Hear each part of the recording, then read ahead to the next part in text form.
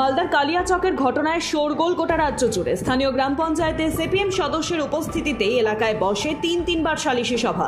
অভিযোগ উঠেছে, এই সালিশি সভায় এক দম্পতিকে পরকীয়া অভিযোগে মারধর করা হয়। সালিশি সভা শেষে গোটা রাত ওই দম্পতিকে ঘরবন্দি করে রাখা হয় বলে অভিযোগ।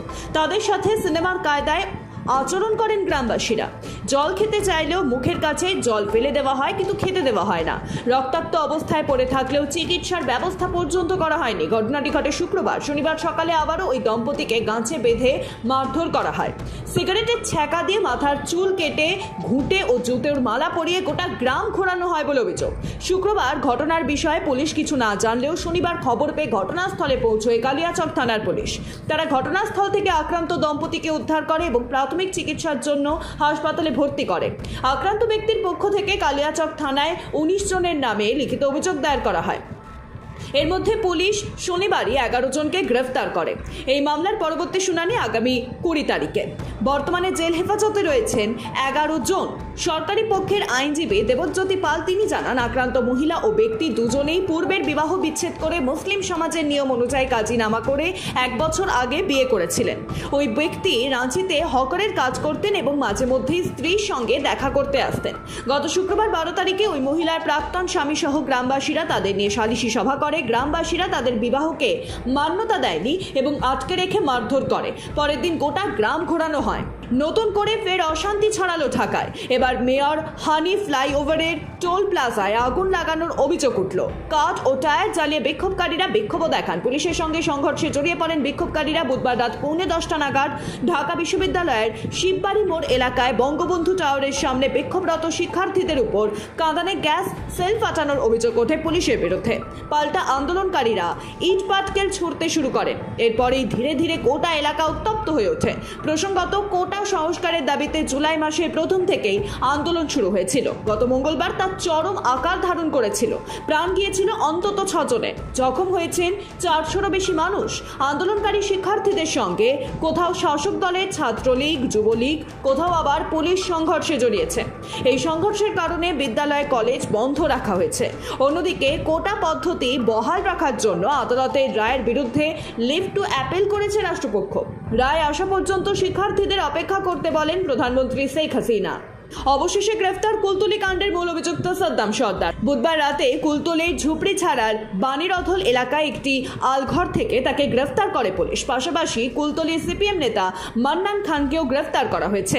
ফলে এই নিয়ে মোট 4 জনকে গ্রেফতার করল পুলিশ। বৃহস্পতিবার আদালতে হাজির করা হবে অভিযুক্তকে। প্রসঙ্গত, কুলতলির জালাবেরিয়া 2 নম্বর পঞ্চায়েতের বাসিন্দা সাদ্দাম সর্দারের বিরুদ্ধে প্রতারণার অভিযোগ উঠেছিল। এর আগেও তাকে গ্রেফতার করেছিল পুলিশ। এরপর গত সোমবার তাকে আবারও গ্রেফতার করে পুলিশ। তবে তখন স্থানীয় বাসিন্দারা বিক্ষোভ দেখান। অভিযোগ, সেই সময় সাদ্দামের ভাই সাইরুল পুলিশকে নিশানা করে গুলি পর্যন্ত চালায়। সেই সুযোগেই সেখান থেকে পালিয়ে যান সাদ্দাম এবং সাইরুল। এরপরে বাড়ির নিচে একটি সুড়ঙ্গ পায় পুলিশ। সেখান থেকেই অভিযুক্তরা পালিয়েছে বলে ধারণা ছিল পুলিশের। তবে অবশেষে গ্রেফতার হয় অভিযুক্ত। উল্লেখ্য, কুলতলির জালাবেরিয়া 2 নম্বর গ্রাম পঞ্চায়েতের এলাকা জুড়ে দীর্ঘদিন চলছিল নকল সোনার কারবার। সোনার পাশাপাশি মূর্তি চুরি করে এনে বিক্রি করা হতো বলে অভিযোগ। সঙ্গে চলত সাধারণ মানুষকে ঠকিয়ে প্রতারণা চক্র।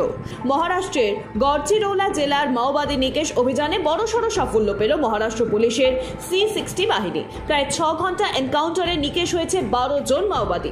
বুধবার দুপুরের পর থেকে এনকাউন্টার শুরু হয়। প্রায় 6 ঘন্টা ধরে চলে গুলির লড়াই।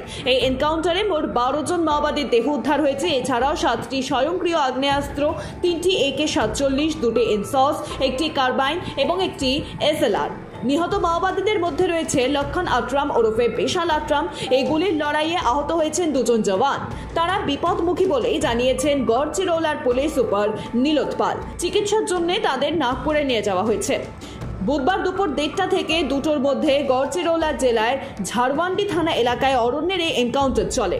ডেপুটি সিএম দেবেন্দ্র ফডনবিস তিনি বলেছেন, গড়চিরৌলা পুলিশের C60 কমান্ডারের কাঙ্কের কাছে ছত্তিশগড় গাচিরৌলি সীমান্তে জেলায় একটি বড় অভিযান পরিচালনা করেছে। এই অভিযানে 12 জন মাওবাদীকে নিকেশ করা হয়েছে। 12টি মৃতদেহ উদ্ধার করা হয়েছে। স্বয়ংক্রিয় মেশিন গান এবং ভারী অস্ত্র এবং মাওবাদীদের কাছ থেকে গোলা বারুদ উদ্ধার করা হয়েছে। একজন সাব ইন্সপেক্টর এবং অন্য একজন জওয়ান এনকাউন্টারে আহত হয়েছে। আছেন, কিন্তু তারা বিপদমুক্ত। অভিযান এখনো চলছে, কিন্তু পুলিশ আধিপত্যশীল অবস্থানে রয়েছে। রাজ্য সরকারের তরফে গড়চিরোলা পুলিশের জন্য আমি 51 লক্ষ টাকা পুরস্কার ঘোষণা করেছি। কলকাতার এক যুবক বুধদীপ্ত চট্টোপাধ্যায় 11 কোটি টাকার সম্পত্তির সন্ধান পেল ইডি। 11 জুলাই পশ্চিমবঙ্গের স্বাস্থ্য বিভাগে টেন্ডার পাশ করার নামে ব্যক্তিদের ও সংস্থাগুলিকে প্রতারণার অভিযোগে তাকে গ্রেফতার করা হয়েছিল। সূত্রের খবর, ইডি কর্মকর্তাদের ধারণা যে এই সম্পত্তিগুলি প্রতারণার টাকায় কেনা হয়েছে। তারা আরও জানায়, বুধদীপ্ত বিদেশি পাখির ব্যবসায় বিনিয়োগ করে বড় মুনাফা করেছে। ইডির আইনজীবী বিশেষ আদালতে জানায় যে কিভাবে বুধদীপ্ত চট্টোপাধ্যায় প্রতারণা করেছে। ইডি কর্মকর্তাদের দক্ষিণ কলকাতায় প্রেসিডেন্সি সেন্ট্রাল সংশোধনাগারে বিচারক হেফাজতে থাকা বুধদীপ্ত চট্টোপাধ্যায়কে জিজ্ঞাসাবাদ করার অনুমতিও মিলেছে। ইডির প্রাথমিক তদন্ত অনুসারে অভিযুক্ত নিজেকে হার্ভার্ড বিশ্ববিদ্যালয়ের গবেষক পরিচয় দিয়ে অনেককেই কোটি টাকার প্রতারণা করেছে। যে লোকেদের কাছ থেকে টাকা নিয়ে উধাও হয়ে যেত এবং লোকেরা তাদের টেন্ডার আবেদন পাশ করানোর জন্য হন্যে হয়ে ঘুরত। 2019 সাল থেকে প্রতারণা শুরু হয়েছে। 2022 সালে দায়ের করা মামলার ভিত্তিতে ইডি তদন্ত শুরু করে। তদন্ত চলাকালীন সংস্থাটি প্রকাশ করে যে এই প্রতারণা 2019 সাল থেকে চলছে এবং 11 জুলাই বুধদীপ্ত চট্টোপাধ্যায় অবশেষে গ্রেফতার করা হয়। বুধদীপ্ত চট্টোপাধ্যায় শুধুমাত্র ব্যক্তিদের 50,000 থেকে 1 লক্ষ টাকা পর্যন্ত প্রতারণা করেনি, বরং বেঙ্গালুরুর একটি প্রতিষ্ঠানকেও 26 কোটি টাকায় প্রতারণা করেছে। এটি কর্মকর্তাদের মতে সে 2019 সাল থেকে বিভিন্ন ব্যক্তি ও প্রতিষ্ঠান থেকে মোট 35 কোটি টাকারও বেশি প্রতারণা করেছে। চাঞ্চল্যকর ঘটনার সাক্ষী থাকলো ডোমজুড়ের উত্তর কালোরা। চুরির অপবাদ দিয়ে একই পরিবারকে বেধড়ক মারধর ও অপমান করা হয়। পুলিশ সূত্রে খবর, আক্রান্ত পরিবারের এক মেয়ে পাশের বাড়ির 3 ভাই আবাস উদ্দিন লস্কর, নিজামুদ্দিন লস্কর এবং ঈশা লস্করের বাড়িতে পরিচারিকার কাজ করতেন। প্রায় 25 দিন আগে মেয়েটি তার প্রেমিককে বিয়ে করে পালিয়ে যায়। অভিযোগ উঠছে যে সে প্রচুর টাকা নিয়ে পালিয়েছে। এরপর ক্ষিপ্ত হয়ে ওস্তাকার পরিবার তাদের বাবা, মা ও দাদার উপর অত্যাচার চালায়। 13 দিন আগে তাদের কারখানায় ডেকে নিয়ে গিয়ে বেধড়ক মারধর করা হয় এবং বন্দি করে রাখা হয়। পরের দিন কারখানার মাঠে তাদের মাথার চুল কেটে নেওয়া হয় এবং পুরো ঘটনাটি মোবাইলে রেকর্ড করা হয়। কয়েকদিন পরে ভিডিওটি ভাইরাল হয়ে যায়। মারধরের পাশাপাশি পরিবারটিকে বাড়ি থেকে তাড়িয়ে দেওয়া হয় এবং প্রাণনাশের হুমকি পর্যন্ত দেওয়া হয়। তারা জগদীশপুরের একটি দূর সম্পর্কের আত্মীয়ের বাড়িতে আশ্রয় নেয়, যেখানে তারা কার্যত অভুক্ত অবস্থায় দিন কাটাচ্ছিল। খবর পেয়ে জগদীশপুর পুলিশ ফাঁড়ির পুলিশ তাদের উদ্ধার করে। আক্রান্ত পরিবার লিখিত অভিযোগ দায়ের করতে চায় এবং তাদের বাড়িতেই ফিরতে চায়। পুলিশ অভিযুক্তদের বিরুদ্ধে কড়া ব্যবস্থা নেওয়ার আশ্বাস দিয়েছে।